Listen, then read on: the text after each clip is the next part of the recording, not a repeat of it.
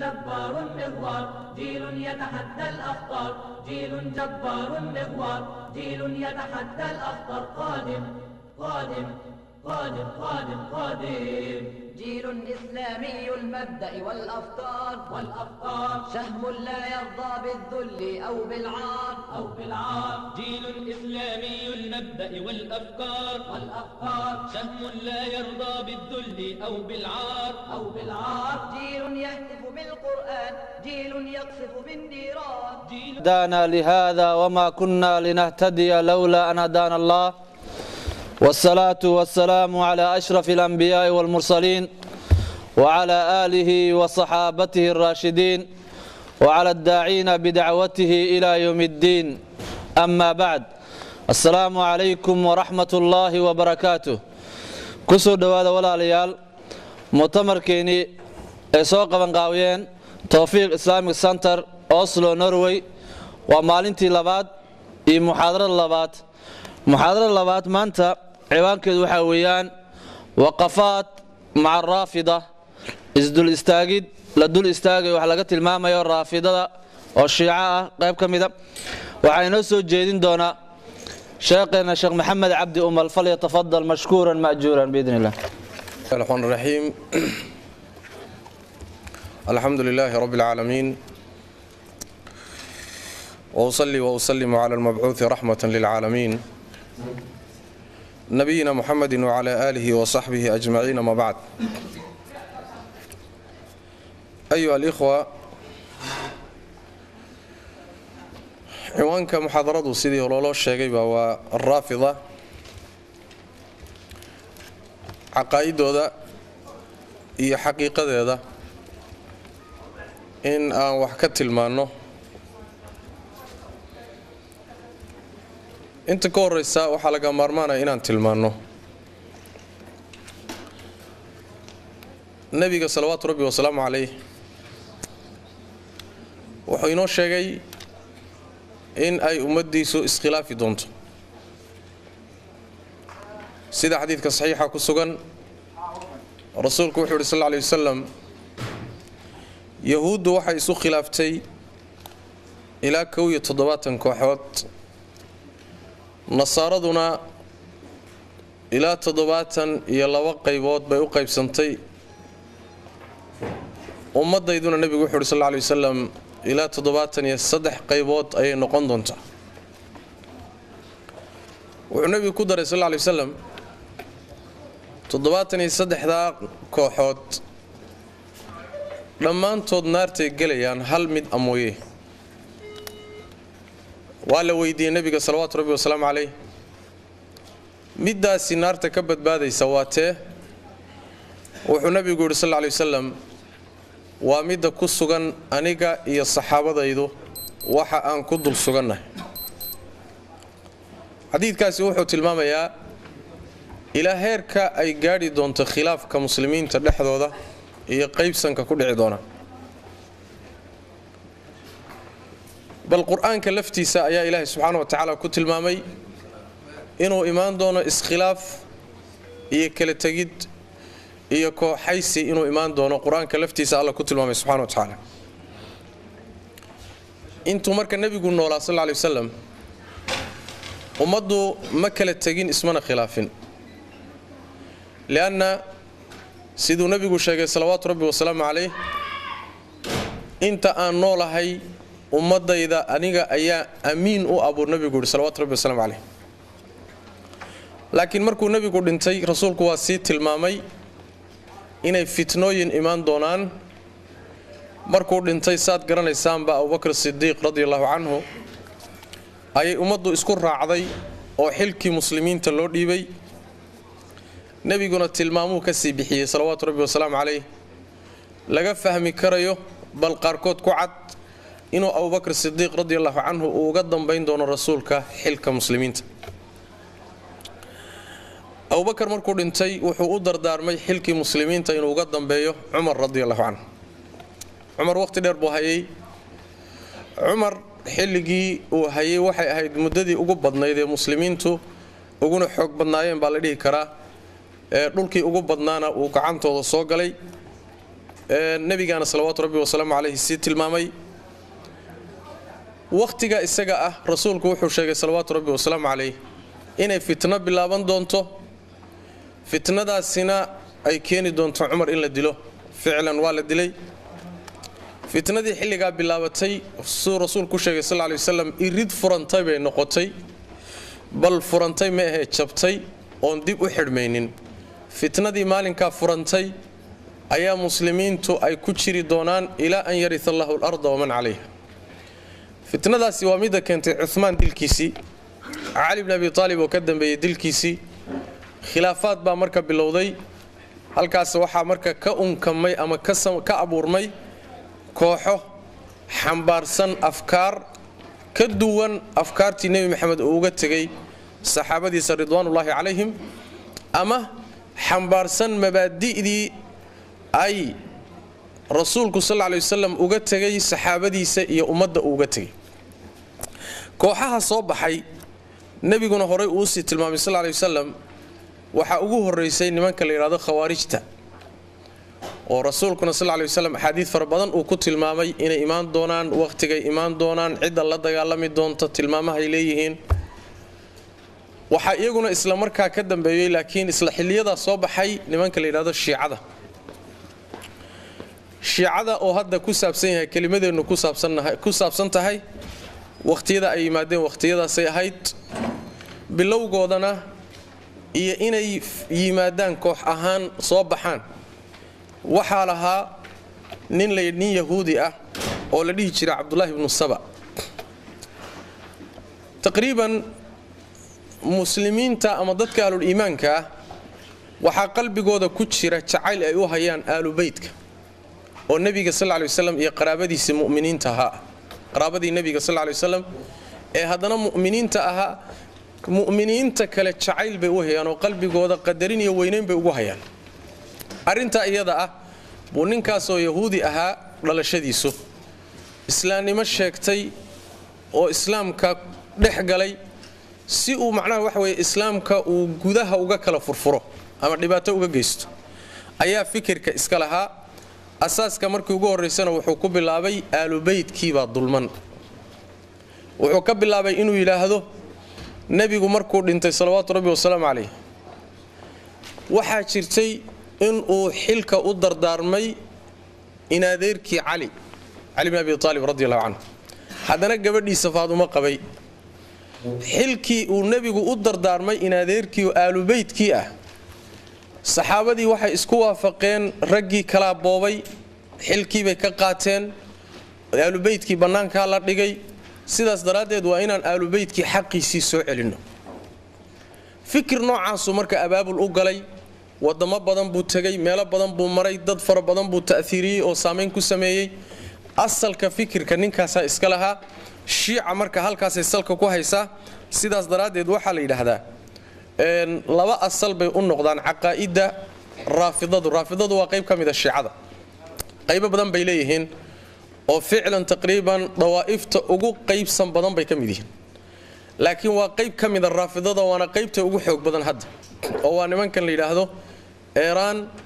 iyo shiicada hadda muuqatay taqriiban waxa kale oo ururo afkaartooda haba sii xaq jirta laakiin ma xoog badna laakiin raafidadu ama 12 waa kooxda hadda ugu xoog badan taqriiban shiicada qaybaheeda kala gadisan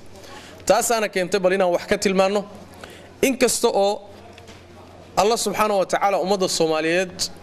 yaani afkaarta aan aad u soo gaarin bay runtii kamid tahay shiicada iyo afkaarteedu walow ay jirto afkaarta qaarkood oo inoogu soo gabatay dariiqooyinka suufiyada inoo soo maray oo si aan toos ahayn afkaarta shiicada qaar kamid ah inoo soo galeen haddana shiica toos ah oo mubaashir ah oo ina soo gaadhay oo masaajid leh oo macnaha wax weeyaan muassasaad leh ma jirin laakiin hadii la soo baxay oo caalamka la soo dhaxgalay wax badan baa loo yimid Soomaali badan oo shiica oo raafida ana taqriiban waaba jirta hadda sida Soomaali gaalaba ay u jirto Soomaali raafida ana waa jirta ilaa qashin kasto oo caalamka yaalay iyo afkaartii taalay mabaadiidii taalay markii loo yimid wax badan baa laga qaatay taasi waxay keenaysaa marka in ruuxa muslimka ah ee sunniga ah ee kitaabka ilaahay iyo sunnada nabiga raacsan salawaatu rabbi wasalaamu calayh inuu wax badan kala socdo adduunka maxaa ka jira inuu wax badan kala socdo yacni ama caalamka kufriga ha noqdo ama caalamkan islaamkaba ha noqdo muslimka dhexdiisa inta islaamka sheeganaysa maxaa khaldan maxaa si saxsan inaad khaladka ogaato macnihiisu wax weeyaan sidaad isaga ilaaliso maxaa yeelay ruuxu hadduusan khaladka ogaanin caqiidada khaldan ogaanin kooxda khaldan ogaanin fikradda khaldan hadduusan ogaanin yacni isagoo khayrdoonuu ku dhacaya yacni waxa weeye caraftu shara laa lishari walaakin litawaqiihi way xudayfat ibnu yamaan radi allahu canhu waa kale waxaan dadku rasuulka waxay weydiin jireen khayrka aniguse sharkaan weydiin jiray maxaa sharow nebiyow soo socda oo maxaa sharka ka rabtaa si aan isaga ilaaliyo sharka aana ugu dhicin lianna ruuxaan sharka garanaynin isagoo khayr moodayo sharka ku dhacaya taasaa keenaysa marka inuu ruuxu daraaso fiican ku sameeyo oo uu ogaado kooxahan islaamnimada sheeganaya ee kala duwan koox walba maxay ku khaldan tahay kooxdee baa dhow midee baa fog midee baa kitaabka waafaqsan tee baase khilaafsan kooxdan marka raafidada la yidhaahdo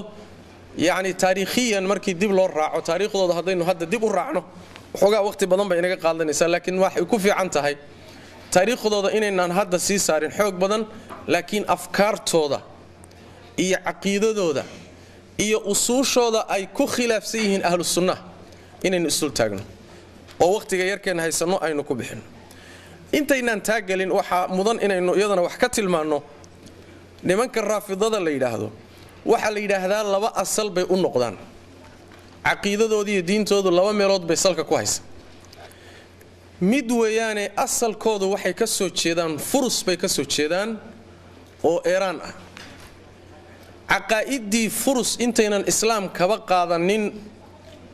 qayb ka mid ah kamayna tegina way wataan qaybta labaadna waxa weeyaan waxay ka waafaqsan yihiin ninkii aasaasay ee fikirka lahaa maadaama uu dhalashadiisu asal ahaan yahuud ka soo jeeday afkaarta yahuud iyo muctaqadaadkoona qayb ka mida bay iyadana lugta la galaan labadaaba waxaa astaan looga dhigi karaa ama lagu tilmaami karayaa maalan waxaa jira ninkaasi yacni ibnu saba cabdullaahi ibnu saba baa la dhihi jiray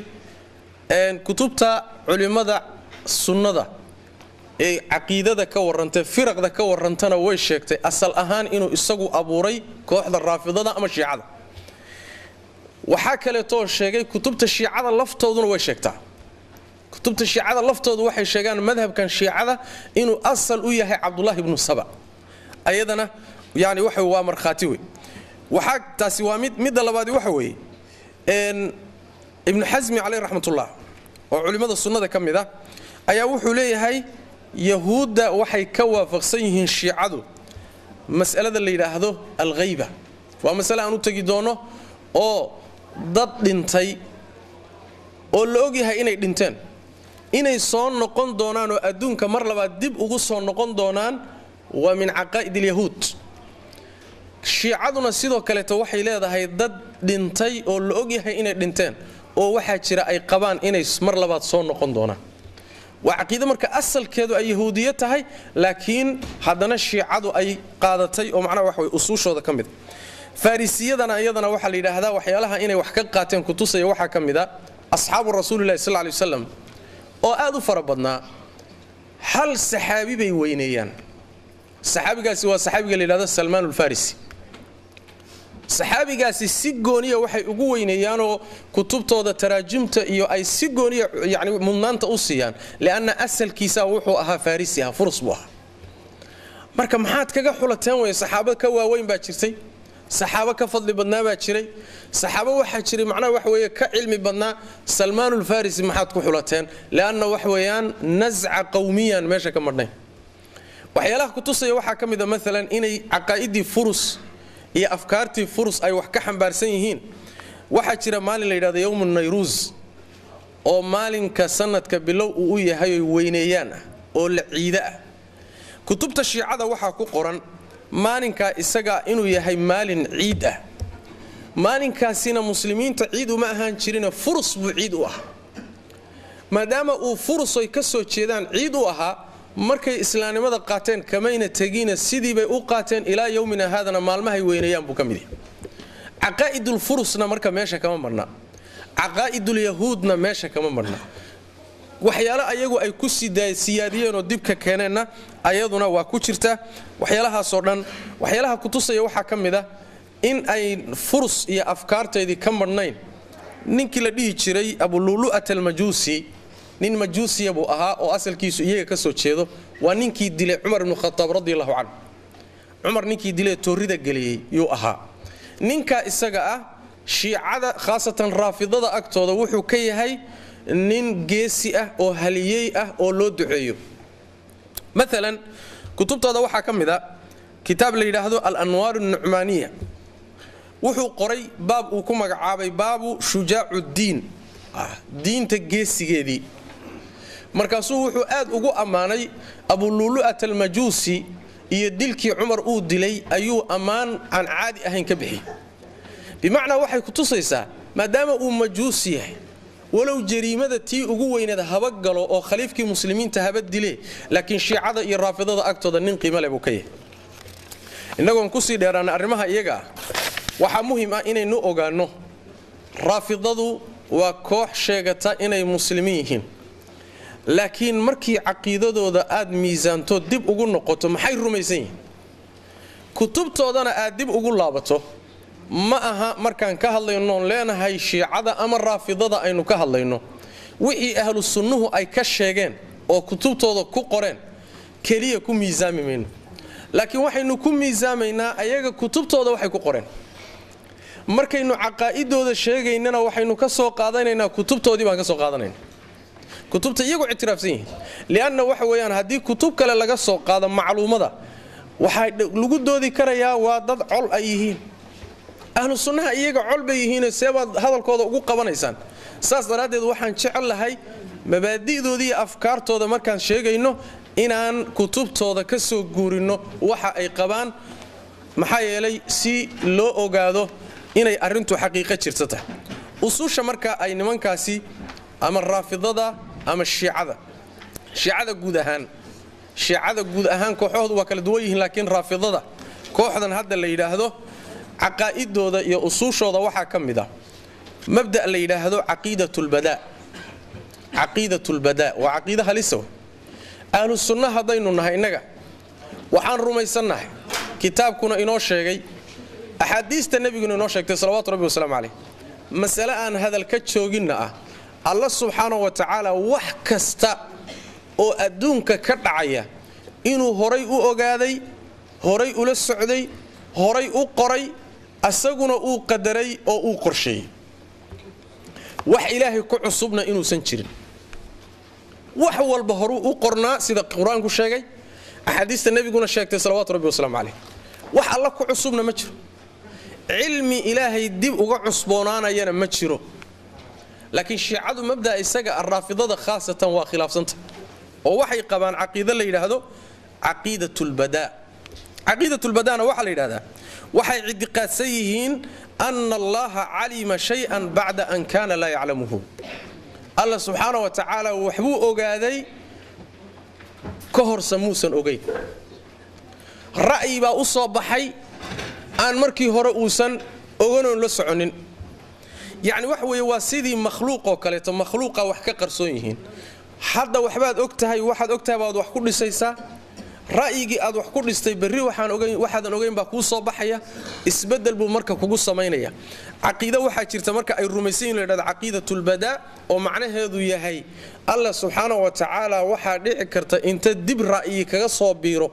oo ra'yi kaga soo kordho oo wuxuusan horay u ogeyn dib intuu ka ogaado inuu marka kadib uu bedelo wixii uu Allah damacsanaa subhanahu wa ta'ala aqaa'ida raafidada ayay kamid tahay waxaana qoraysa kutubtooda qoraysa waxa kamid ah mesela hadalladooda waxa kamid ah ma uzzima Allahu azza wa jalla bimithli albada yani aqeedada in ilaahay wax dib kaga soo kordhi karo oo uu dib wax ka ogaan karo wuxuusan horay u ogeyn aqeedadaasi waxyaabaha ilaahay lagu weyneeyo waxa ugu muhiimsan bay kamid tahay sidaas ay qabaan waxa kamid ah hadalladooda law alima an-nasu ma fil qawli bil bada'i min al-ajri ma fatara min al-kalami fihi ahad caqiidada noocaasa in la sheego oo dadka loo sheego ajirka ku jira hadday dadku ogaan lahaayeen maba ayna ka daaleenba ruuxba kama daaleenba dheh hadalladooda waxaa ka mid a maa bacatha allahu nabiyan ilaa bitaxriimi alkhamri wa an yuqara lilaahi bilbadaa nebi ilaahay uu soo diray laba mabda' buu la soo diray nebi kasta midda koowaad inuu khamrada dadka ka xaaraameeyo midda labaadna inuu dadka u sheego ilaahay wuxuusan ogayn inuu dib kaga soo kordhi karo ilaahay inuusan xaqaa'iqda umuurta dhammaan horay wada ogaanine dib inuu wax ka ogaan karayo arrintaa iyada ah rusushu way la timid oo dadka ay rususha u keenay kutubtooda sidaa qoraysa waxaa ka mid a afkaarta noocaas iyo hadallada noocaasi waxay ku yaalaan kitaabka la yidhaahdo usuulul kulayni ama usuulul kaafi oo kulayni u leh usuulul kaafi waa kitaabka innaga saxiixul bukhaarigu meeshuu inoo joogo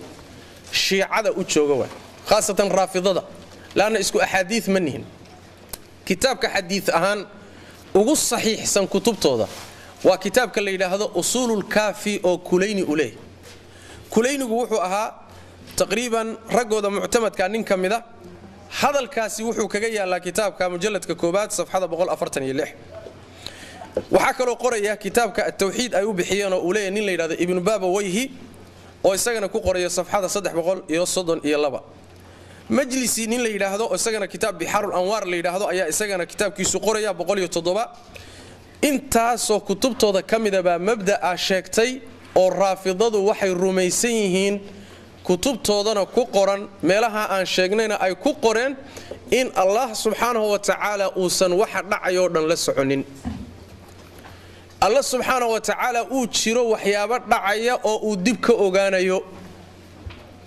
sida ruuxii qabana kufrigiisa mashaki baa ku jira Allah subxaanahu wa ta'ala ogaansho iska dhaafe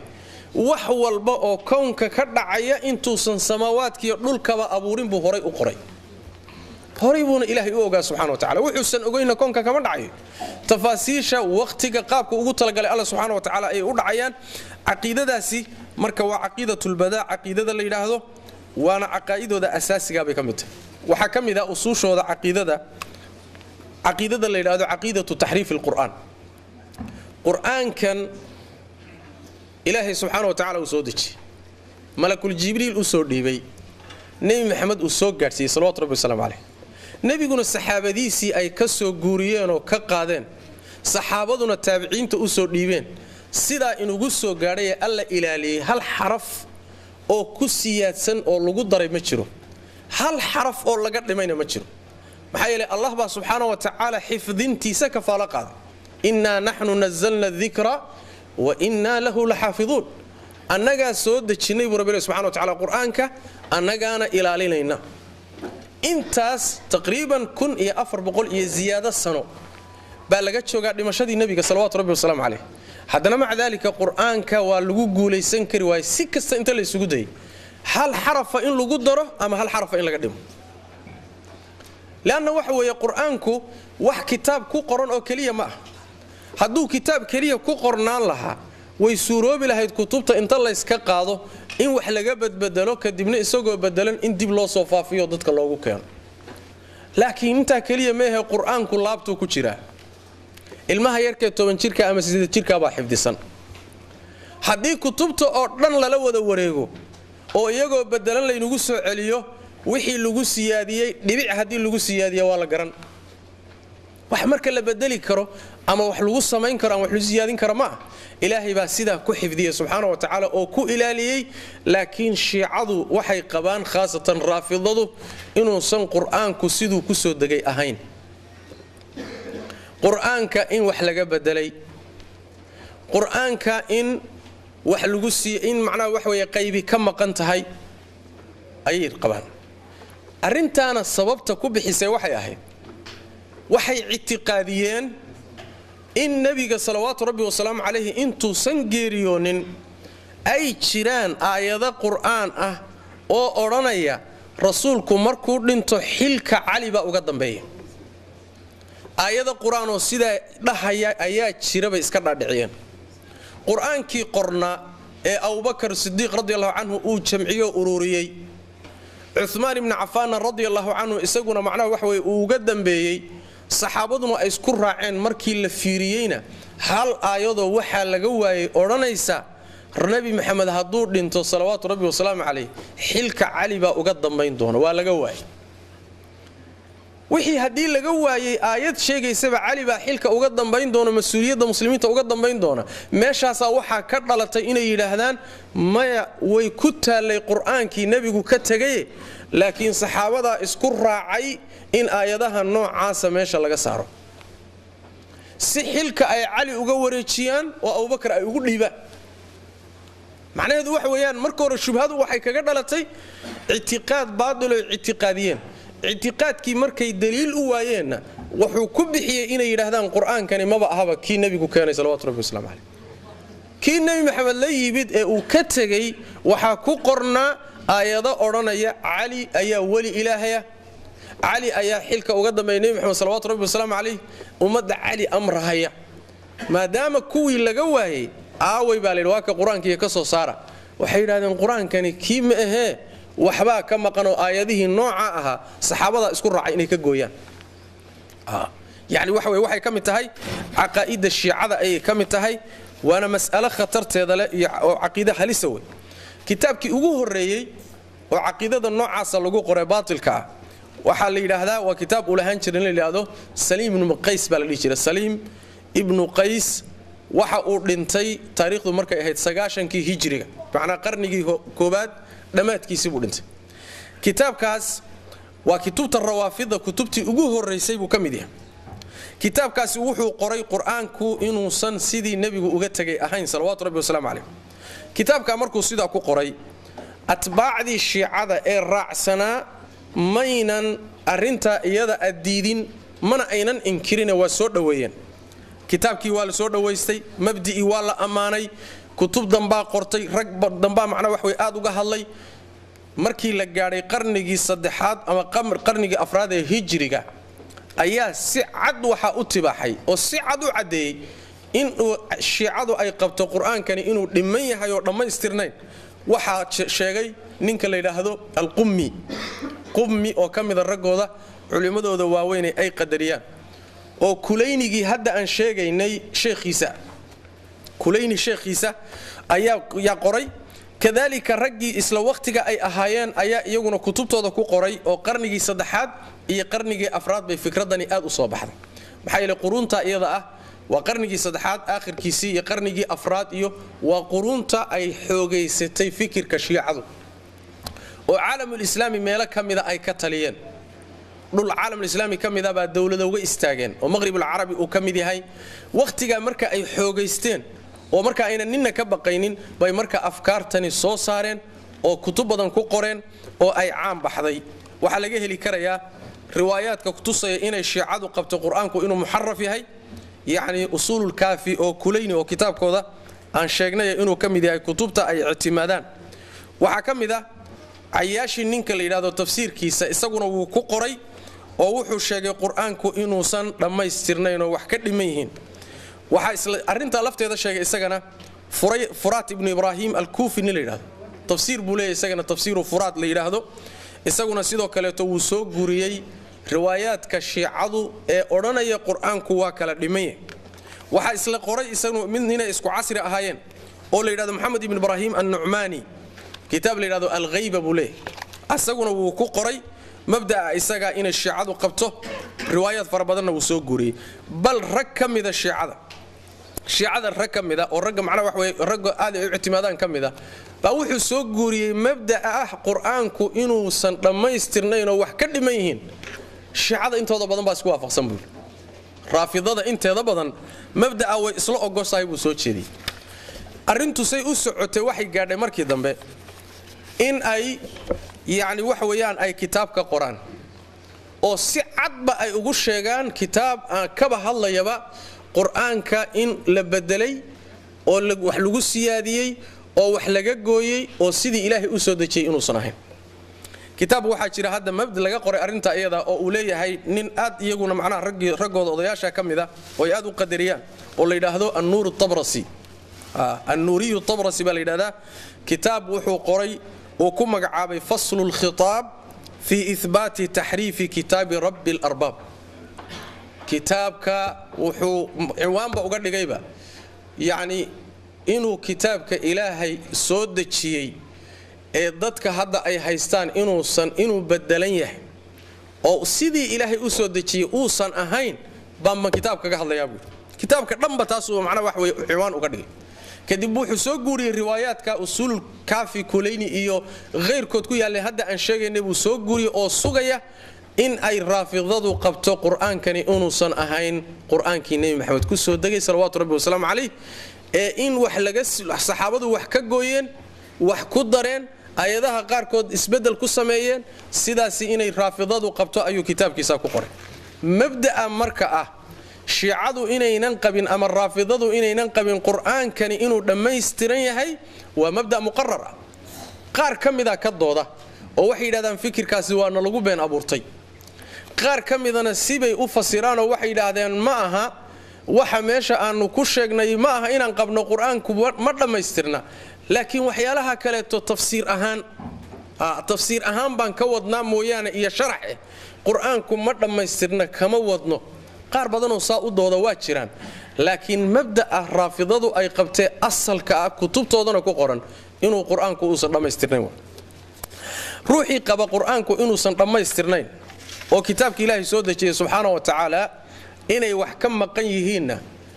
muslimiinta iyo culimmada islaamku dhammaantood waxay isku waafaqsan yihiin inuu gaal yahay sidaas daraaddeed baan u tegi doonaa biidnillahi tabaaraka wa tacaala waxa ay ka qabaan culimmada muslimiintu raafidada waxay ka qabaan raafida maxay ka qabaan yacni waxa weeyaan ilan ruuxa marka la miisaamayo ama kooxda la miisaamayo ama gaalaysiintooda ama islaamba ma gaalba marka la xukumayo ruuxa laguma xukumo yacni mujarad laguma xukumo caadifo laguma xukumo laakiin waxa lagu xukumaa caqiidadiisana saan soo sheegnayba waxaa laga raadiyaa kutubtiisa iyo yacni mabda'a fikrad ahaan uu u rumaysan yahay baa laga raadiyaa shiicada iyo raafidada markaan ka hadlayno marka ma aha masaladu masale siyaasa ma aha mas'aladuna mas'alo ma aha yacni waxa weeyaan taageero siyaasiya ma aha laakiin mas'aladu waa mas'alo caqiida waaye mas'alo caqiida weeye kooxdan ama yacni waxa weeyaan xisbigan ama gruubkan ama firqadan maxay rumaysan tahay waxay rumaysan tahay ee kutubteeda ku qoran baana miisaanka lagu saaraya marka la leeyahay waa gaalo ama waa muslim marka la leeyahay laba mabda' baynu haynaa ilaahay subxaanahu wa tacaala inay qabaan inuusan waxyaabaha dhacaya qaar ka mida ka warhaynin mabda'a labaadna waxay qabaan qur'aanku inuu bedelan yahay mabda'a saddexaad ay qabaan waxa weeye innaga ka ahlu sunna ahaan saxaabadii iyo taabiciintii iyo dadkii diintan laga soo gaadhay waxaynu rumaysannahay nebi maxamed salawaatu rabbi wasalaamu caleyh axaadiistiisii dhaxalku ka tegay waa midka ku qoran saxiixulbukhaariga saxiixu muslimka sunanka kutubta masaaniidda ah kutubta xadiidka ku qoran laakiin shiicada khaasatan raafidada axaadiista inoo qoraneen inagu daliishanayn een leenahay nebi maxamed baa yidhi salawaatu rabbi wasalaamu caleyh nebi maxamed baa sidaa sameeyey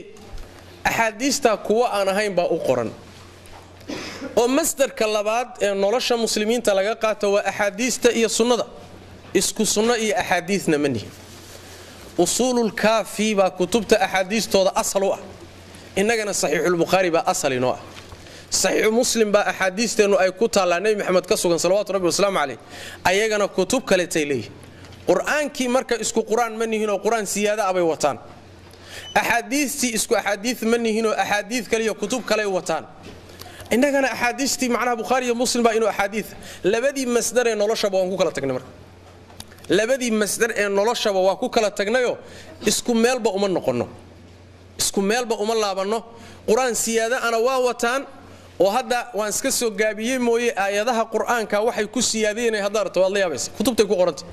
kutubtooday ku qoran tahay aayad aynu naqaanay oo waxaad arkaysaa xaraf bay ku darayaan xaraf bay ku siyaadinayaan qaar waxaad arkaysaa aayad dhan oo meelay ku taalla ayna jirin oo ay ku leeyihiin qur-aankay ka mid tahay laanna waxa weeyaan waa siyaadaday leeyihiin waa maqan tahay wey macna inta badanna waxay ku saabsan tahay caqiidadooda faasidka ah waxay macnaha doonayaan inay daliil uga dhigaan waxaa ka mid a mabaadidooda waaweyn oo raafidada afkaarteeda ka mida gaalaysiinta saxaabada ridwaanullahi calayhim asxaabu rasuulillaah oo ardadii rasuulka salawaatu rabbi wasalaamu calayh waxay ictiqaadsan yihiin inay gaaloobeen waa ragga ilaahay subxaanahu wa tacaala uu ku taskiyeeyey qur-aanka laqad radiya allahu cani almu'miniina id yubaayicuunaka taxta ashajara ilaahay baa raalli ka noqday raggii nebi maxamed la socday salawaatu rabbi wasalaamu caleyh iyo dumarkii saxaabadii kula mubaayacoonaysa geedka hoostiisa ilaahay baa raalli ka noqday والسابقون الأولون من المهاجرين والأنصار والذين اتبعوهم بإحسان رضي الله عنه مهاجرين إيا أنصار إيا ضدك الراعي إلهي بارالك النقضي يعني للفقراء المهاجرين الذين أخرجوا من ديارهم والذين تبوأوا الدار والإيمان والذين جاءوا من بعدهم مؤمنين تصدح رسول الله كذلك سبحانه وتعالى ومهاجرين أنصار سور دوي إيا كوا قداشو دبك إيمان دونو أيقا أدعيني laakiin ma jiro dad mu'miniin ah oo aan saddexda ahayn saas daradeed ba imaam maalik alayhi raxmatullaahi wuxuu u daliishaday raafidada saxaabadii nabiga caayaya wax ka sheegaya inaysan muslimiin ahayn laana wuxuu yiri Allah subhanahu wa ta'ala quraanka mu'miniinta saddex qaybood uu ka dhigay qayb afraadna ma jirto muhaajiriin waa raggii nabiga sallallahu alayhi wasallam Makka la joogay Makka ka soo hijrooday Madiina u soo hijrooday ansaar oo reer Madiina oo raggii soo dhaweeyay Madiina loogu yimid dad dib ka imaan doona oo inaga iyo inta inaga dambeysay inta inaga horeysay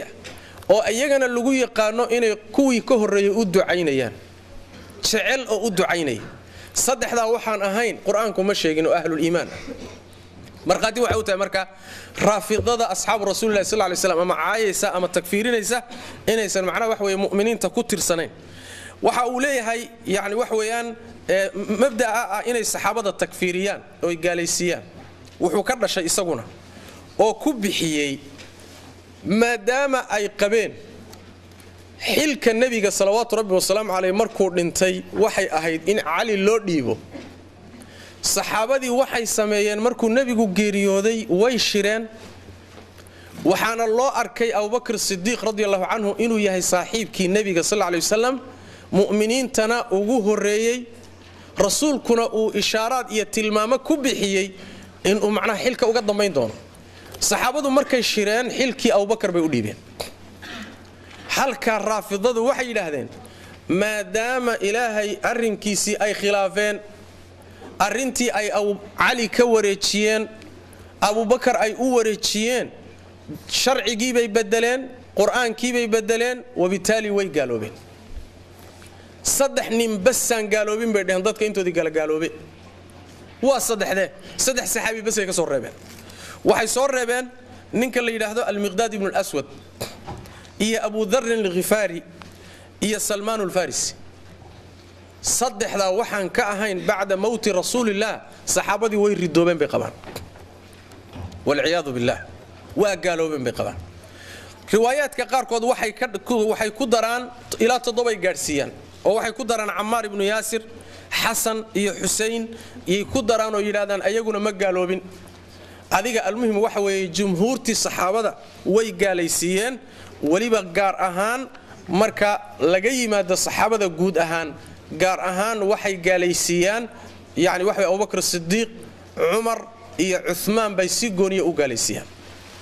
si gooniya ay u gaalaysiiyaan haddii aad u baahantiin maalan inaad yani riwaayaadka arrimaha tilmaamaya cid u baahan inay u laabato waxa loo noqon karaa kitaabka usulul kaafi jaladka 12 safxada 321 sharxiisa markuu wata weeye oo la yiraahdo nin la yiraahdo Mazandarani nin la yiraahdo sharxiisa iska leh sharxa markuu saaran yahay ila 12 mujallad waa mujalladka 12 safxada 321 buu kaga hadlayaa saxaabada inay qabaan inay gaaloobeen waxa kamida maalan yani kutubta qortay oo yani wax weeyaan gaalaysiinta saxaabada inay gaalay yihiin inay qabaan ninka la yiraahdo yani al-Majlisi kitaabkiisa baab gooniye buu u sameeyay oo wuxuu yiri baabu kufri thalatha wa nifaqihim wa fadaa'ihi a'malihim saddexdu inay gaaloobeen baabkeedii waa saddexde waa Abu Bakar Umar iyo Uthman saddexdii saxaabada ugu fadli badnaa ridwaanullaahi calayhim laana bil ittifaq ummadda bacda rasuulillaah waxa ugu fadli badan Umar waxa ugu fadli badan waan dhihi lahaa Abu Bakr Siddiq radiyallahu anhu Umar baa soo raaca Uthman baa ku xig ala khilaafin fihi yani wax weeyaan oo khilaaf macna saabiq marka yani waxay qabaan saxaabadu ridwaanullaahi calayhim inay gaaloobeen waxaa ka mid ah tafsiirul ciyaashi ninka la yidhaahdo mujalladka labaad safxada 116 buu ku qoray ninka la yidhaahdo maalan bixaarul anwaar kitaabka la yidhaahdo isagana sidoo kale way ku qoreen marka yacni saxaabadu inay kufriyeen oy gaaloobeen bay qabaan weliba saddexdii saxaabada ugu fadli badnaabay si gooniya ayay yacni u takfiiriyaan oo u gaalaysiiyaan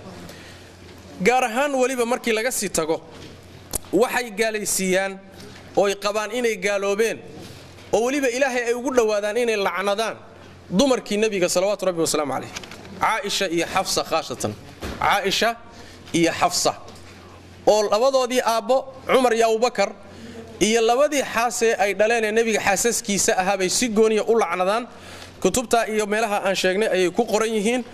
mabda'aasina waa mabaadi'da shiicada ayuu ka mid yahay inay lacnadaan saxaabada nebiga sal lay wasalam xaasaskii nebiga inay lacnadaan saxaabada inay gaalaysiiyaan in yaroo markaa iyagu ay soo reebeen mooye su-aasha taagani waxay tahay marka nebi maxamed salawaatu rabbi wasalaamu calayh diintan waxaa ka soo guuriyey saxaabadiisii haddii saxaabadiisii ay gaaloobaanoo gaalo weeye la yidhaahdo diintan ina soo gaadhay oo dhan wax jirtaba maaha leanna waxa weeye diinta gaalaa inoo soo gudbisay baa imaanaysa meesha diinta gaalaa inoo soo gudbisay baa imaanaysa waa haddii la yidhahdo saxaabadii waa gaaloobeen limaada lianna waxa weeyaan rasuulka salawaatu rabbi wasalaamu calayhi sida ay leeyihiin culimmada yani salafku ay leeyihiin yani raasiyeenka iyo siday tilmaamayaan ujeeddada dhan ay ka leeyihiin saxaabada inay gaalaysiiyaan diin loo noqdoba inay meesha ka baxday doonayaan diin loo noqdo qur-aan markaad soo qaadda inay ku yidhaahdaan yaa keenay abubakar iyo cumar iyo cumaan iyaa keenay sooma oo qoray oo ummadda qur-aanka soo gaadhsiiyey gaala bay ahaayeenba ma gaal baa adiga wax ka qaadanay xadiid markaad sheegto tidhahda saxaabi hebel baa laga wariyey gaal buuba ahaaba ma gaal baad adiga xadiis ka qaadani marka shareecadii oo dhan baa meesha ka baxaysaba markii la xukumo saxaabadu inay gaala yihiin la yidhahdo diini ma jirta wey macnaha waana qaradka ay ka lahaayeen raafidada iyo shiicadu ay ka leeyihiin oo inay ummaddu ay noqoto ummad aan lahayn marjic lahayn kitaab iyo sunno aan lahayn saxaabada gaalaysiinteeda qasadka ay ka leeyihiin kaawey macnaha ma aha hadda shiicadii hore keliya maaha shiicadii hore keliya maaha kuwan hadda jooga laftooda ninkii la odhan jiray khumayni oo kale oo yani waxa weeyaan thawradii iiraan kacdoonkii iiraan aasaasay shiiciga ahaa iyo kuwan hadda joogee marjiciyaadka laftoodu si cad bay kutubtooda ugu qorayaan inay saxaabadu gaaloobeen يعني الحكومة الإسلامية كتاب كل هذا وقرينين كده هذا خميني وقري نصا بيكوتها إني سحبوا قالها هاي وقعدي معها مركا أفكار وهورة تكتي أو شيعة إسكبت الشيء الرافضة هذا الشوكتية تي هورة وكل دويهن معها تن هذا الشوكتة وحي فرع كتهاي تي هورة أفكار تن هذا أن شيء إنه كتبته هذا كقري وحكم إذا مثلا عقائد أي الروميسيين عقيدة اللي عقيدة الرجعة عقيدة الرجعة ومعناها uu yahay marka la dhinto dad waxa jira soo noqon doona khaasatan waxay rumaysan yihiin Ali ibn Abi Talib radiyallahu anhu iyo aamadooda qaar kamida inay soo noqon doonaan adduunka dib ugu soo noqon doonaan kadibna ay ka argoosan doonaan ahlu sunnah waxa kamida hadaladooda midalan laysa minna man lam yu'min bi karratina naga mid ma aha ruuxan rumaynin soo noqodkanaga imaamiyadu waa isku waafaqsan tahay arinta iyada rajcaduna waa arintaasi oo macnaha hadda aan tilmaanay oo ah in ay soo noqon doonaan dadka qaarkood oo khaasatan Ali ibn Abi Talib iyo aimadooda qaarkood inay soo noqon doonaan kutubtooda dhan baa macnaha qortay oo macnaha wax way ay ku taala aimada 12ka aima waxay leeyihiin 12 ah oo midkii ugu dambeeyay oo qarsoomay oo ilaa hadda ay leeyihiin god buu ku jiraayo waa qarsoon yahay wuu soo noqon doonaa markuu soo noqdo kadibna waxay leeyihiin waxa dib u soo noqon doona Abu Bakar iyo Umar iyo Uthman baa dib loo soo noolayn doona kadibna maxkamad buu saari doona wuu ka argoosan doona maadaama aalu beydkii iyo xaqoodii ay meel kaga dhaceen adduunku intuusan dhamaanin baa dib loo soo celin doona oo ka argoosan doona aqeeda noocaas oo kala oo yani wax weeyaan la yaab leh oo aad iyo aad yani macna darra ayay rumaysan yihiin oo macnaha wax weeyaan waqtigay dhacayso iyo xilligay iimaanayso haba isku khilaafsanadeen laakiin way rumaysan yihiin kutubtoodana ku qoranta bihaarul anwaarkay ku qoran tahay oo waxay ku qoran tahay muxuu ahaayay kitaabkan la yiraahdo usulul kaafiga kulayni bay ku qoran tahay oo kutub fara badan oo noocaas oo kale ah bay ku qoran tahay oo tilmaamaya in ay jirto aqeedada inuu soo noqon doono Ali ibn Abi Talib radiyallahu anhu fikradaasina waxay soo baxday Ali ibn Abi Talib oo nool ayay fikradu soo baxday Ali baa loo sheegay Ali wixii qabay intuu u yeeray oo uu yiri ka noqda qaar waxay qabeen inuu Ali ilaah yahay qaar waxay qabeen markuu dhinto kadib inuu soo noqon doono qaar waxay qabeen markuu dhinto kadib inuusan dhimanin be uu daruuraha joogo sida mesela wax weeyaan ay afkaar fara badan oo ilhaadiya ay qabaan marka afkaarta noocaas oo kale ta Ali markuu ku ogaaday wuu soo shiriyay wuxuu ku yiri ka noqda wax kan noqda markay ka noqon waayeen dab intuu shiday buu gubay hadii sahih al-bukhari ku sugan hadii sahih al-bukhari uu gubay Ali ibn Abi Abdullah ibn Abbas baa marka intuu ka warhelay baa wuxuu yiri anugu ma aanan gubeen buu yiri laakiin waan layn lahaa maxaa yeelay nabiga wuxuu yiri sallallahu alayhi wasallam dabka ilaahay baa wax ku cadaaba ee dabka wax ku cadaabina laynta aan laynayana waxaan u cuskan lahaa xadiidkii nabigu yiri man badala diinahu faqtulu ninkii diintiisa badala dila waan layn lahaa buu laakiin dabku maana gubeen fikir marka wuxuu ahaa Ali oo noolba soo baxay oo saxaabadiyo nool kadaal dambana wuu fikirku waa sii tadawuray akhiirana waxa ugu dambeysay fikirkan ah yaani soo noqoshada iyo aqeedada macna wax way soo noqoshada ah nin la yiraahdo al-Hasan al-Askari aimadooda 12ka ee shiicada 12riyada ama raafidada nin waxa jira al-Hasan al-Askari la yiraahdo aimadu way isdhalaleen bay dhahan oo masaladu al-imaamiyya waa u tagi doonaaye aqeedooyinkooda waaweyn bay kamid tahay in aad rumayso 12ka imaam ee silsilada ee isdhalay ninka ugu dambeeya marka waxa la yiraahdaa al-Hasan al-Askari baa la yiraahdaa caadatan marka waxa iyaga u qoran markuu dhinto imaamku shagadii imaamnimadiisa waxa ku wareegaya ilmuhu dhalay ruux kale oo booska buuxin karana ma jiro Hasan al-Askari wuxuu ahaa imaamkoodii ugu dambeeyay buu ahaa markuu dhintay wax aruura kama tagin wax khalafa oo loo ma jiro ilma la yaqaano oo uu dhalay ma uu jiro markuu dhintay kadib bay marka shiicadii raafidadii 12riyadii bay iskhilaafeen marka maxaan sameeynaa nin marka yaani wax weeyaan ayaga kamid ahaa baa wuxuu yiri aniga ayaa marxaati ka ah wiil uu dhalay baa jira Hasan al-Askari laakiin qarsoomay oo god galay wiilkaasi ayaa imaamka 12aad ah imaamka 12aad aakhiru zamaanku soo bixi doona asagoo wiilnimadii ka tagay oo nin weyn noqday markuu soo baxa kadibna waa la wada rumayn doona waa la raaci doona imaamkaasa la sugayaa oo soo noqonaya oo godka ka soo bixi doona yaani wax way waa khuraafaadka waaweyn ay rumaysan yihiin culimada qaar kood waxay sheegaan meesha ay isleeyihiin wuu ku dhuuntay oo waa lagu waayay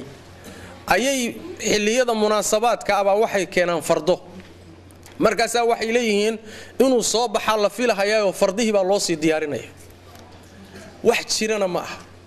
Hasan al-Askari wuxuu dhalay iyo wuxuu ka tagay toona ma jiro laakiin maadaama ay jirtay khuraafo oranaysa imaamku waa inuu ilma ka tago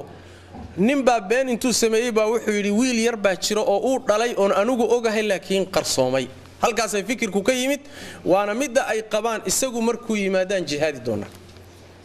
imaamkaasi inta ka horeysa jihaad mu furay qaban isaga markuu yimaado waa imaam macsuum ah isaga markuu yimaado jihaad ku furay isaga la raacaya khalqigu raacayaan aqeedada noocaas oo kale ta aqeedatul ghayba la yiraahdaa ayadana wax way aqeedooda faasidka ee runtii saxaafada iyo aqli darrada ku tusaya ayay kamid tahay waxa kamid ah aqeedada la yaab kale yaani wax way aqeedada la yiraahdaa aqeedada imaamiyya waa midan hada sheegaynay waxay qabaan 12 imaam oo kala dambeeya 12ka imaam ruuxi aan rumayninna muslim ah tiirarka waaweyn ee diinta abay kamid tahay shanta tiirul islaam ee islaamku ku dhisan yahay shiicada meesha tawxiidka waxa ugu jirta mas'alada imaamada la yiraahdo الإمامة محايا لي وحي ليه مثلا بني الإسلام على 5 أصول الكافية كتالا بني الإسلام على 5 على الصلاة والزكاة والصوم والحج والولاية إسلام كشان تيربو كل سنة هيدا صلاة وكو سكد ولبا صوم كوا صدح حج كوا أفر ولاية أو إمامة إناد رميسنا وشن مع ماشا كم مقن وحاكم مقن توحيدك لا إله إلا الله با ماشا كم مقن لا إله إلا الله بوس كذا وحا ugu jirta iyaga alwilaaya waa inaad rumayso 12 imaam oo kala dambeeya oo macsuumiin ah oo qeybka og oo tilmaamo leh oo sheegi doona insha Allah taala marka waliba waxa shanta ay sheegeen shanta tiirka ugu muhiimsan waa tiirka wilaayada hadalka markuu qoray kadib wuxuu ka daba dhigay walam yunada bi shay'in kama nudiya bil wilaaya shay lagu dhawaaqo oo wilaayada lamida maba jiraba fa akhadha an-nasu bi 4 wa taraku hadhihi bul afar bay dadku qaateen midna waa ka tageen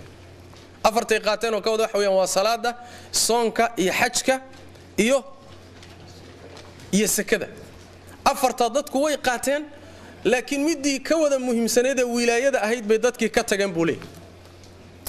hadalkaasi wuxuu ku yaala usulul kaafi mujalladka labaad صفحة 18 marka mas'alatul wilaaya wax la yiraahdo tiirarka diinta kamida iyaga agtooda laakiin inaga agteena aan xuska lahayn ba jirta imaamada mas'alada la yiraahdo oo ah in muslimiinta madax loo sameeyo waa mas'ala ijtihaadiya asalkeeduna waa mas'ala fiqiya in muslimiintu madax sameystaan madaxdooduna kolba sifaad lagu doorto intay quraysh nooleeyna ay umada ayadu madax u ahayd taasi wax weey waa mas'ala ijtihaadiya laakiin mas'alo tiirarka diinta gali karta ma waa mas'ala macna wax weeyaan mar dhinacna fiqi ka dhinacna nolosha daruuriyaadkeeda kamid ahaato laakiin tiirarka islaamka mid ba ayaga agtooda laakiin tiirarka waa weyn bay kamid tahay cidii inkirta oo aan qabin 12ka imaam ee kala dambeeyay agtooda gaal bukay باب وجهي باوحو ليه واعتقادنا في من أنكر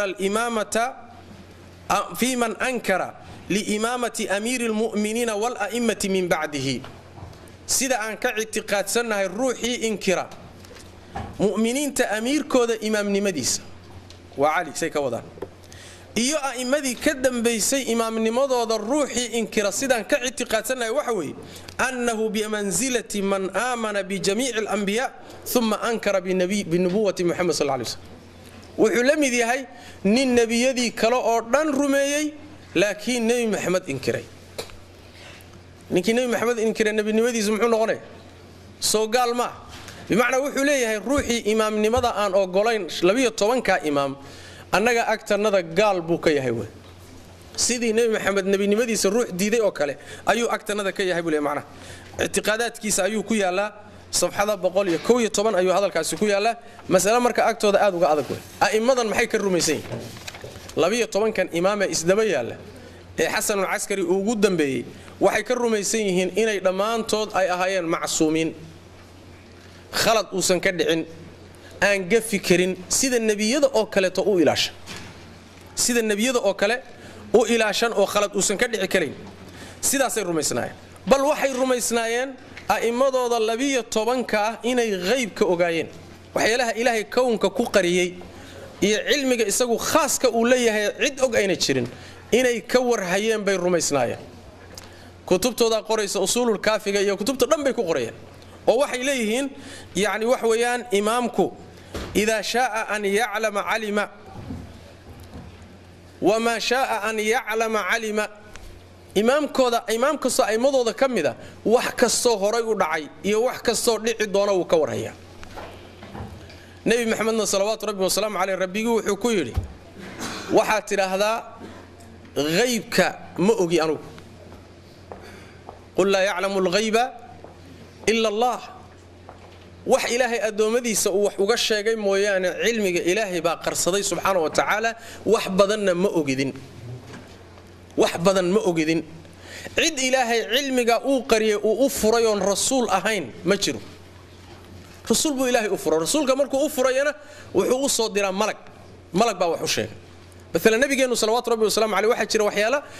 waqtigiisii aan dhicin uu sheegay inay dhici doonaan dhacay markuu dhintay kadib qaar aan wali dhicin baa jira qaar hadda socdaa jiro nabigu ka sii waramay salawaatu rabbi wasalaamu alayhi laakiin seebu ku ogaaday malag baa u soo sheegay malakul jibriil baa u soo sheegay laakiin wixii aan rasuulka loo sheegin oo la soo gaarsiinin ma ogaan karo hadii nabi maxamed salawaatu rabbi wasalaamu alayhi uu leeyahay ولو كنت أعلم الغيب لاستكثرت من الخير وما مسني السوء سيبا الشيعة الرافضة أئمضوا أي غيب كو أغان كريا ما جرت ومسألة كفرية ومسألة قال ما عدوى سيدابا يسمى معصوم كن غان كريان أنبياء الرسول شاترة واحد دنبي كدورسون لكن مخلوق انتي سكلي الشيخ دوني هذا أقونت دوني هيشو ولي هذا خلطنا وكسورة وقفي كرا وحواسحي كرا وخلطمي كرا وعرضة للخطأ لأنه هو بني آدم كل بني آدم خطأ بسوقة بني آدم ودون وقف بدين ميد أنقفني ما أوجه مركا وحي كميتا أصول شو ذي كميتا بل مركا قاركود نصوص كتبته هذا كتا على مركي لتحرعه وحلقة فهمية إني لبيه طوانك إمام أي رعسيهيني ay ka fadli badan yihiin nabiyada iyo rususha inayba aymadoodu ka fadli badan yihiin baa laga fahmi karaya oo macnaha wax way hadallada qaar kood ku taala midalan waxa kamida hadaan hal nas soo qaadano ninkan ay u yaqaanaan midalan ra'iisul muhaddithiin ay u yaqaanaan kitabkiisa i'tiqaadaadka wuxuu ku qoray yajibu an yu'taqad أن الله تبارك وتعالى لم يخلق خلقا أفضل من محمد صلى الله عليه وسلم والأئمة وحواجب إن الاعتقادي إنه سن الله أبورين خلقي كفضل بدن نبي محمد إيا إمام يدا نبي محمد إيا إمام يدا وأئمة ضوء كذبنا وحدور لغاي وأنهم أحب الخلق إلى الله وأكرمهم وأولاهم إقرارا به إن خلق الله سبحانه وتعالى الله وجود عليه وجود كرامة بديهين ويعتقد أن الله خلق جميع ما خلق له ولأهل بيته صلى الله عليه وسلم وحو إلهي أبو ري نبي محمد بو أبو ري يا آل بيتك أيمضوا أبو ري دراد معنا طيب هذا الكوسي وذي وحو يري يعني وحويان باب تفضيلهم على الأنبياء وعلى جميع الخلق إن أنبياء أي كفذ بديهين خلق قردن كفذ بديهين وأيمضوا ذي كوذا inuu ilaahay ballan ka qaaday malaa'ikta ay ka fadhi badayeen waxyaalo badan oo noocaas oo kala ah ayuu meesha ku qoray bal iskaba dhaaf al-Khumayni oo waa dhow dhiman jiray kitaabkiisa al-Hukuma al-Islaamiyya safxada 52 wuxuu ku qoray inna min daruriyat madhhabina madhhabkanaga daruriyaadkiisa laga marmaanka waxa kamida anna li a'immatina maqaman la yablughuhu malakun muqarrab wala nabiyyun mursal أئمة نذا لبيه طبنكي وحي ليهن مقام وسن قاري كرين ملك ولا الرسول طون مقام وسن قاري كرين ملك نقاري كرين رسول نقاري كرين بأئمة نذا قاري كرتابه ليه هاي خميني بأورنا يا معنا طيب وعقل وسيله وقد ورد عنه أن لنا مع الله حالات لا يسعها ملك مقرب ولا نبي مرسل إلهي أكتيس حالدان كلنا هيقول حالدها سو ملك مقربنا اوصل لهين نبي لا سو ديرينا اوصل لهين marka yaani wax weeyaan aimo ay sidaas quluwi xad gudub ugu sameeyeen ayadana oo 12 ah oo ay silkigaas ay rumaysan yihiin raafidadu oo ninkaasi qarsoomay ugu dambeeyay Xasan al-Askari wiilkiisa ugu dambeeyay ayadana aqaaidooda waaweyn bay kamid tahay waxa kamid ah aqaaidooda waaweyn aqeedatu tuqiya tuqiyadu waa munaafiqnimo oo waxa weeyaan waxa aad rumaysan tahay dadka haba u sheegin waxaad rumaysan tahay wax ka gedisan u sheeg markaad sunniga la kulanto ha ku dhihin saxaabadu waa gaaloobeen u amaan ha u sheegin waxa aad i'tiqaadsan tahay u sheegin ha ku dhihin quraankan idin aad haysataan waa bedelan yahay ha ku dhihin waxa aad rumaysan tahay wax ka gedisan sheego oo muujiso aqeedatu tuqiya leeyahay aqeedatu tuqiya leeyahay waa mabaadidooda waaweyn bay kamid bal waxyaalaha ay rumaysan in ilaahay loogu dhawaado subhanahu wa ta'ala bay kamid tahay hadalladooda marka maalan waxaa ka mid ah attuqyatu diinii wa diinu aabaa'i faman laa tuqyata lahu falaa diina lahu tuqyadu waa diintaynada waana awowyadanada diintaan ka soo gaadhnay ruuxaan tuqyo lahayna diinba ma leh yacni waa munaafaqnimo wey macnaha munaafaqayn waa waxaan tuqyadan lagu sheegaya waa munaafaqayn waxa aad rumaysan tahay waxaan ahayn inaad muujisato wahada huwa النفاق لكن عند الرافضة ومبدأ أساسي خاصة marka aad la joogto sunniyiinta iyo dadka ahlu sunnah dad badan baa ku khaldamay oo ku kadsoomay oo u qaatay raafidadu markay leedahay muslimiinta ha la isu soo dhaweeyo aan ahlu sunnaha iyo ha la isu soo dhaweeyo macna shiicada ha la isu soo dhaweeyo anagu ma qabno inay yani ahlu sunnuhu gaala yihiin saxaabada ma cayno dad fara badan baa ku kadsoomay laakiin waxay ku salaysan tahay sida markay leeyihiin laftooda mabda kamida mabaadiidooda oo ah in wax la qariyo tuqiyo la sameeyo taasayba ka duulayaan markay saa ku leeyihiin oo muslimiin baan matalaynaa iyo muslimiinta la isu soo dhaweeyo markay leeyihiin waxa kamida maalan wuxuu yidhi nin iyaga kamida waxaa qoray usuulu saafi ninka la yidhaahdo kitaabka la yidhaahdo oo shiicada kutubtooda kamida ayaa qoray wuxuu leeyahay wallah ma ubida allaha bishayin ahabba ilayhi min alkhab'i ilaahay laguma caabudin weligii wax ka fiican in wax la qariyo munaafiqiin wax ka fiican ilaahay weligeed laguma caabudin bal usulul kaafi oo kitaabkii aan lahayn bukhari buu u dhigma agtooda waxa ku qoran inuu yiri inna tis'ata a'shari ad-din fi at-tuqya wala diina liman la tuqyata lahu diinta marka loo qaybiyo 10 meelood 9 meelood oo diinta kamid ah tuqyada ay ku jirtaa ruuxan tuqyo lahayna diin male bimaana wax weeye diintaadoo dhan marka 10 loo kala dhigo 9 kamida tuqyada ay ku jirtaa wax qari munaafiqe hadaadan tuqyo lahayna diinba malihid yani wax weeye qawaacida iyo usuusha shiicada ay iyaduna kamid tahay intaasoo dhan iyo afkaar kale oo fara badan oo hadda ayna waqtigu inoo saabaxaynin inaynu tirino waa afkaarta ay raafidadu rumaysan tahay raafidadu taariikh ahaan marka la yiraahdo markaynu ka gudubno afkaartooda faraha badan iyo kuwa kale oo ka daran yani asal ahaan marka la yiraahdo caalamul islaami masaa'ibta soo martay raafidada iyo shiicada wax uga darnaa ma jiro maanta oo la joogana masaa'ibta muslimiinta haysata waa raafido iyo shiicawa laana wax weeyaan yani dib markaynu u raacno dawladda مثلا dawlatul qaramita la magac baxday loo yaqaanay dawlatul qaramita ee ka istaagtay Bahrain ka istaagtay sanadku markuu ahaa 286 hijriga ilaa waxay dhisnayd 467 hijriga ayay dhisnayd dawladdaasi way ballaaratay ilaa waxay qabsatay maghribul arabi bay qabsatay oo waxay haysatay yani Tunis Jazaa'ir Morocco dawladahan oo dhan bay haysatay markii dambe xataa Masar inay ku darsadaan bay isku dayeen dawlatul qaramita la yiraahdaa ama dawlatul fatimiyya la yiraahdaa ma qaninaad mutaabacaynayeen ninka la yiraahdo Qadaafi maalin dhaway dawladii uu lahaa in la soo celiyo way dawlatul fatimiyya thaniya waa dawladda iyada dawlatul fatimiyya di labaad in la soo celiyo waa dawlatul qaramita nimanka qaramitada la yiraahdo waxay ahaayeen nimanka asal ahaan markii taariikhdooda dib loo raaco waxay qabeen madaxdoodu inay ilaahiye yihiin ruuxi raba inuu akhriyo oo wax badan ka akhriyo ha u laabto bidaaya wa nihaaya ibn kathir alayhi rahmatullah iyo siyar a'lam an-nubala waxaan dhilaa siyar a'lam an-nubala dhahabi markuu a'imadooda iyo madaxdooda ka warramayo qaar ilaahnimo sheegtay baa ku jiray waa nimanka mawliidka bilaabay mawliidkan aad arkaysaan nimankii bilaabay faatimiyiinta ama qaraamiitadu nimankii bilaabay nimankaas iyo waxay kamid ahaayeen raafidaday kamid ahaayeen oo macna firqa raafidada kamid ahaayeen waxa kamid ahaa mesela nimankii la baxay safawiyada as-safawiyya oo iyaguna xilli dhexe dawlad meelahan ka samaystay Sham area-deeda dawlad uga samaysantay waxay ahaayeen nimankii Kacbada ku duulay dhagaxa madow ee Hajarul Aswad ka soo dhacay oo soo qaatay 20 sano la maqnaayeen 20 sano bay Hajarul Aswad ka intay soo dhaceen buu meesha ka maqnaayo markii dambe soo celiyay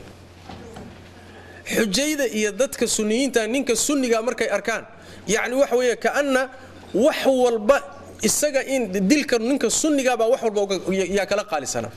taariikh marka waxay leeyihiin madow bay muslimiinta dhexdeeda ku leeyihiin markii ay tataarku qabsanayeen tataarku markay baqdaad qabsanayeen caasimadii muslimiinta sanadku markuu ahaa 656 hijriga ayaa baqdaad la qabsaday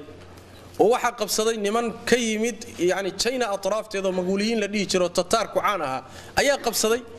nimankaasi laba nin baa waday labada nin ba raafiday ahayn shiica ahayn nin waxa la dhigi jiray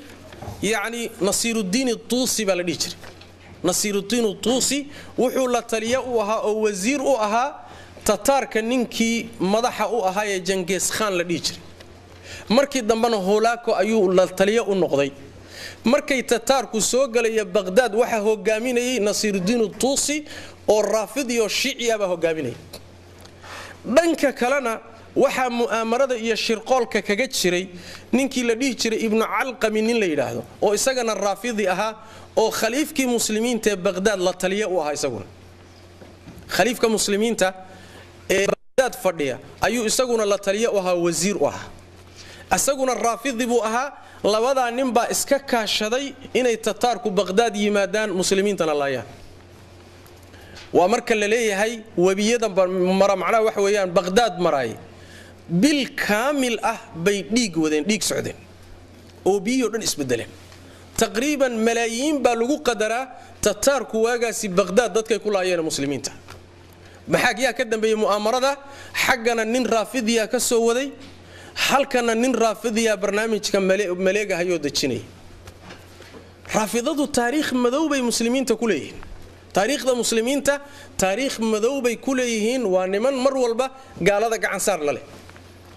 taariikhu yuciidu nafsuhu maanta markii la joogo waqtigan hadda aynu joogno Baghdad mar labaad iyo Iraq yaa keenay gaalada yaa keenay masuniin baa keenay shiica keentay Allawi iyo muxuu ahaay kuwanka hadda meesha joogay waa raafido waa markii labaad way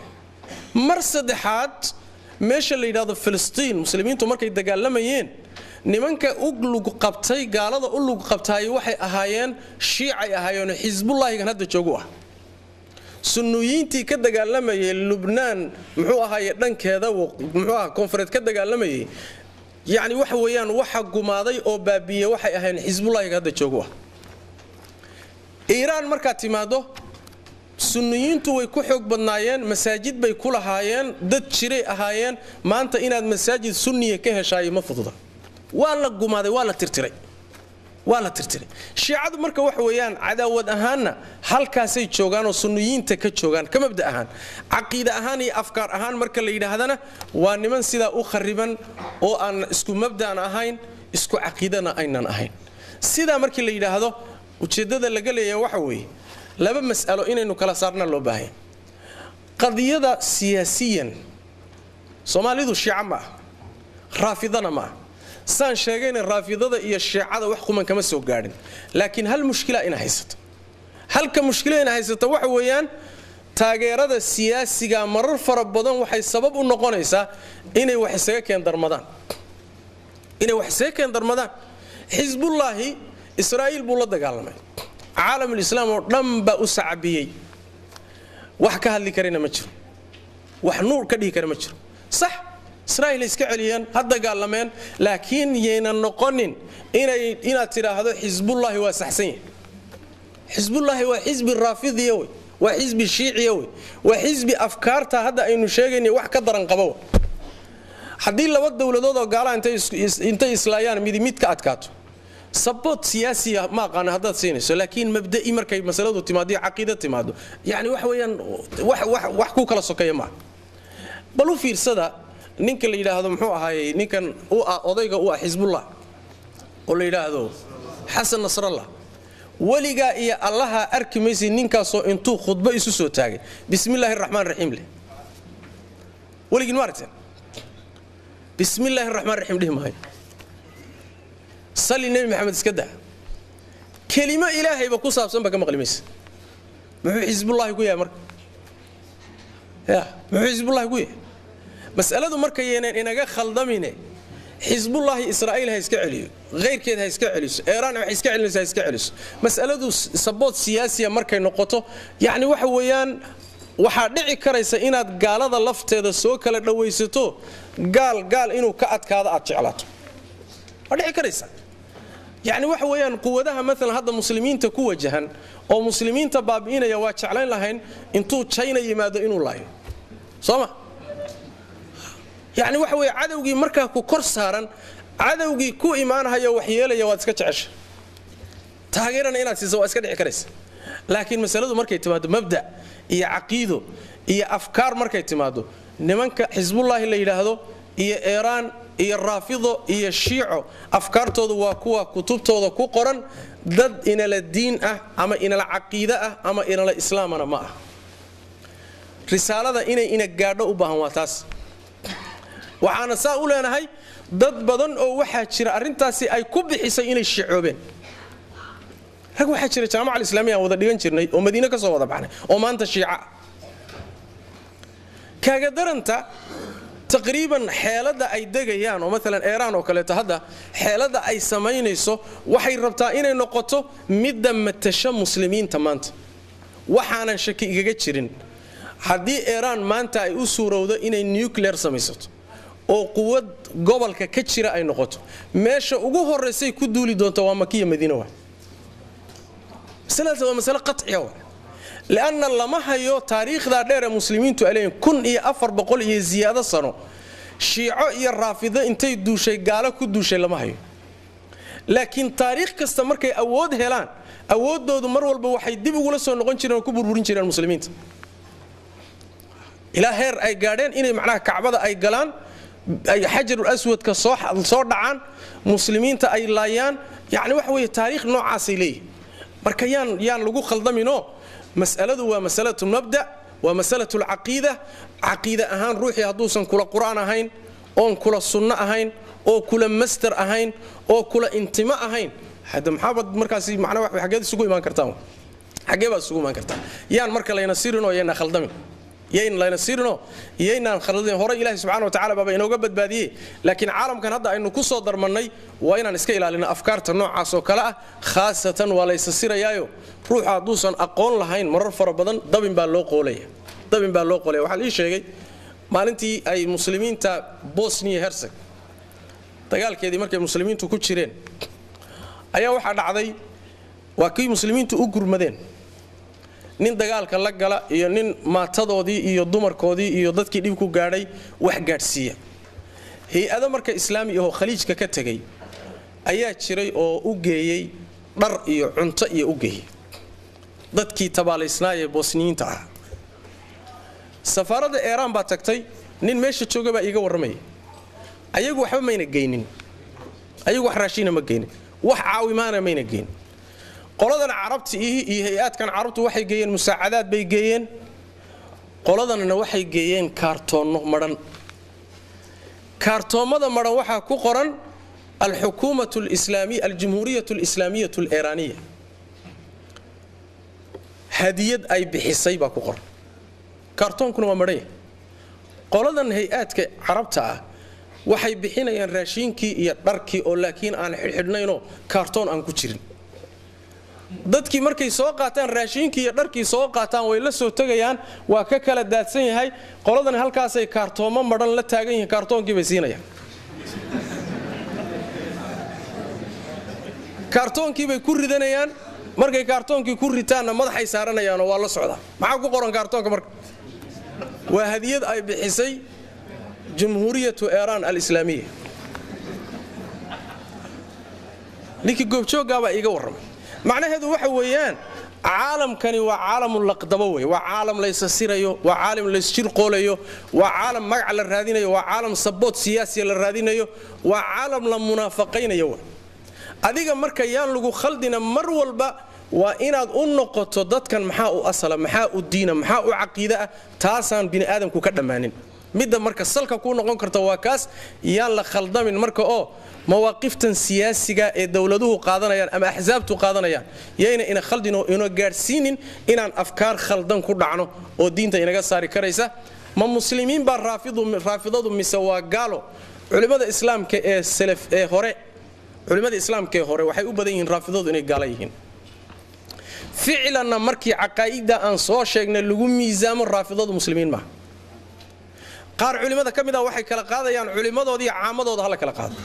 oo culimadooda wax og ee garanaya ee u badheeray kufrigaasi hala gaalaysiiyo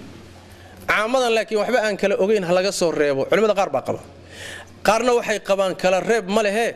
nin quraankiiba qaba inuu dhiman yahay oo axaadiistii rasuulka rumaysnayn oo waxaasoo khuraafaada rumaysan yaan la soo reebanine kaasi islaam ma ahe bannaanka laga maro labadaas ra'yi baa la isugu khilaafsan yahay masaladuna tafaasiil intaa ka badan bay ka suuroobi karaysa laakiin waqtigaan intaa ka badan saamaxaynin hada billahi tawfiiq sallallahu alayhi wa sallam ala nabiyina muhammadin wa ala alihi wa sahbihi الله شيخ خير الجزاء إلهي سبحانه وتعالى ميزانك حسناتك وصاروا شيخنا شيخ أمل أنا الله نقدر كوي مقالة يكون إن شاء الله سدع سؤالات مهمة أو لحري تارنتان إيه أوجسيس عدك يراي هذا الكيراي شيخ مش تاجنا بيلو هذا البلاوي سنستاجسين طيب سؤال شكوات شيخ واحد جرى كتاب ليرادو نجهل سالك قرن نهج البلاغة أو ليرادو وحا لوسوكو أقواش السيد علي رضي الله عنه وأرضاه قفك سوقر waxa uu leeyahay ma la aqrsan karaa koo saxiix ma yihiin waxa loo nisbeenayo ama lagu riixay Ali ibn Abi Talib falay tafadal sheekh nahjul balaaqa wuxuu kamid yahay kutubta raafidada ayuu kamid yahay waxyaabaha ku qoran ee Ali ibn Abi Talib loo nisbeenayana wax jira ma waxyaalaha ku qoranna waa waxyaalahan hadda sheegaynay iyo waxyaalo ka sii daran baa ku qoran kitaabkaas wuxuuna kamid yahay كتبت مراجعده الرافضه أما الشيعه وبالتالي كتاب رافضه اي لهدهينا waxa ku qorani sax ma noqon karo laana waxa weeye waa qolada uu yiri Imam Shaafi'i alayhi rahmatullah dawaa'ifta iyo kooxaha jira koox raafidada ka been badan waligeey ma arag bur yaani waxa weeyaan ruwaadooda xataa xadiiska ay ka qaadaan muhaddisiinta yaani sunnada agtooda kadaabiin iyo wadaaciin bay ka wadayeen marka kitaabka nahjul balaaqa kutubta usulul kulayni iyo usulul kafi kulayni iyo nahjul balaaqa iyo kutubtaasi waa kutubta shiicada وبالتالي waxa ku qorani wax saxsan ma aha Imam Ali ibn Abi Talib radiyallahu anhu iyo saxaabada kale iyo a'immadoodii qaar kamid oo sheeganayaan Zaynul Aabidiin iyo Ja'far al-Baqir iyo raggan ay sheeganayaan qaar badan oo kamidana kama tirsanayn riwaayaadka ay ka soo guurinayaan waa kadib iyo been wax jirana ma جزاك الله خير سؤال شكل الشيخ وأيضا وحا آد وصابتي قبل بدن إن يرادان مقولسن كرنا نين مسلم أو الشيعة كأ يرق غاركو إن يرادان قبل الشيعة مقولسن كرا فلتفضل الشيخ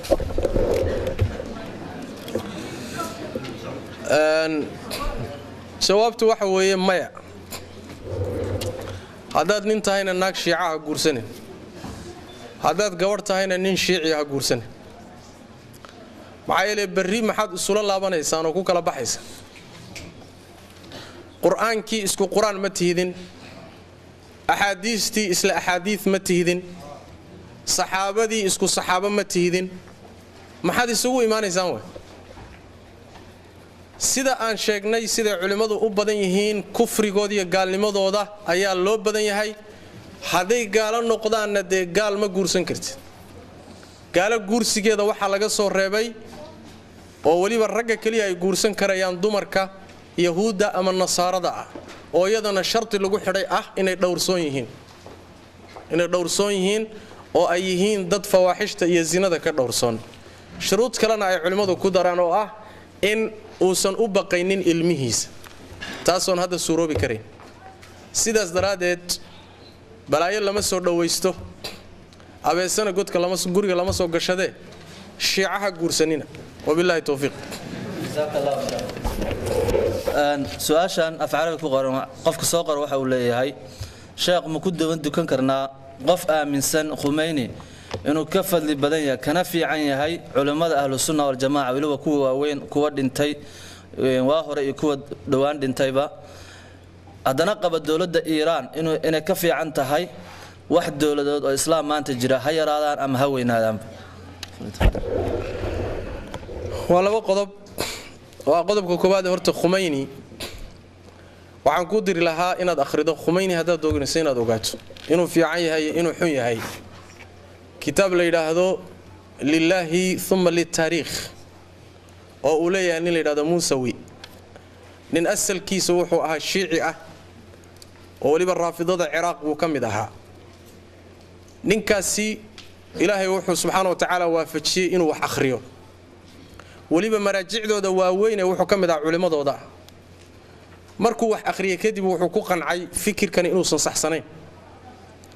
kitaab buu marka ka qoray la yidhaahdo lilaahi uma liltaariikh waa risaalo yar kitaabka markuu qorayo wuxuu leeyahay in lay dili waan hubaa laba khiyaar baa i hor yimid buuri xaqiiqada aan gaadhay inaan qoro ilaahay dartiina u qoro oo la ii dilo iyo inaan lafahayga la dhuunto oo anigu in wixii aan ku qancay intaan qaato kadibna aan dantayda qabsado inaan ilaahay hortagi doono ayaan rumaysnahay wabitaali xaqiiqada inaan qariyo waa macnaha waxa weey waan isku qancin kari waay kitaabku qoray kitaabkan lilaahi thumma liltaariikh wuxuu ka mid ahaa raggii Khomeini la socday dhacdooyin wuxuu ka warramayaa xataa Khomeini uu sameeyay isagoo ay wada socdaan kitaabka akhri aad ogaatid Khomeini yuu yahay horta ila mushkilada inay haysatay inaynu sacabun iska garaacno ma aha inagoo ma garanayna waxa meesha yaalaba masalada labaad waxa way Khomeini ma khayr buu lahaa mise shar buu lahaa yaani Soomaalida dhibka haystay ka mid waana masaladan hadda ka warramay aniga waxaan xusuustaa in Nairobi baan joogay Khomeini markuu dhimanay masaajid kamida masaajida Soomaalida oo Nairobi ku yaal waliba xaafada Islii ku yaal Khomeini waxa looga tukaday salaatul janaaza al-ghaib salaatul janaaza looga tukaday imaam muslim baa dhintay baa leeyahay sababtu ma aha Soomaalida u tukanaysa shiica ma aha Khomeini ma taqaan laakiin maxay ugu tukanayaan warka saxaafada iyo miidiyaha wuxuu ku badiyay Khomeini wax la yiraahdo oo nin balaaye ka dhacday oo dawlad islaam aasaasay oo yaani waxa lagu akhri marka Khomeini waxa uu yahay xaqiiqadiisa waxaad u tagaysaa akhlaaqiyan buu xataa u fasaasana akhlaaqiyan aqiidiyan iska dhaaf hadaad xaqaa'iqdeeda doonayso maraajicda u laabo waa masalada labaad waxa weeye Iran ma qabo mawaaqifteeda ku aadan gaalada ama ku aadan qadaayaadka muslimiinta ma keenayso in aad Iran u sabood garayso ama shiicada raafidada u sabood garayso u taageerto yani limaada liana mas'aladu kaliya ma aha shacaaraat siyaasiya ma aha waa mas'ala mabda dabada ku wada tago masalada kale tana waxa weeyaan arab iyo qusuurkeeda iyo gaabinteeda iyo dadnimo xumadeeda arab oo dhan ma laakiin madaxda arabta maanta joog dadnimo xumadoodu iyo mowqif xumadooda iyo dacfigoodu yuusan kugu bixinin intaad ka tagto mabdii sunnada inaad shiica u gasho arab iyo dacfigeeduna waa mas'alo diinna waa mas'alo in la fahmay u baahanta laakiin waxa weeyaan arab baa tan Iranna waa tan Iran baa ka fiican wabitaali Iran baa ka mabda fiican waa mas'alo khalad qiyaas saxna ma qiyaas sax ma arabna ma yani waxa weeye madaxdeedu dacfiga maanta haystay islaam ma matalaan waa nima la haystayaalo liman la haystayaalana islaam ma matalaan Iranna mawaaqifteedan ay qaadanayso islaam ma matasho danaheeda farisiga bay matashaa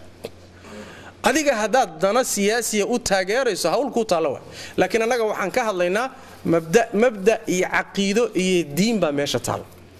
diin iyo aqeedo markay noqotana Iran wax la taageeri kara ma Hizbullah wax la taageeri kara ma ahzaabta shiicada iyo afkaartooda wax la taageeri kara ma aha waa markii mabda iyo aqeedo ay timaado amma muqaaranadan anaga basiidkan sameeynayno arab iyo Iran aan sameeynayno mid meesha taal ma wax lagu dhisi karana ma ay aha saa markaan leenahay ma aha inaan anaga aan yaani wax weeyaan ama aan arab ka socono ama aanu arab difaacin arab waanu difaaciyo waxaan u difaacaynaa arab nabi maxamed baa ka dhashay salawaatu rabbi salaamu alayhi arab nabi maxamed baa ka dhashay mid labaad quraankii iyo sunnadii baa arabi ku qoran waa luqadii diintanadu ku qornay laakiin macnaheedu ma aha dawladaha maanta jira iyo kuwan ducafada meesha joogay anaga namana matalaan islaamna ma matalaan masalada inuu fahantaa taawe ineen faano u baahantaa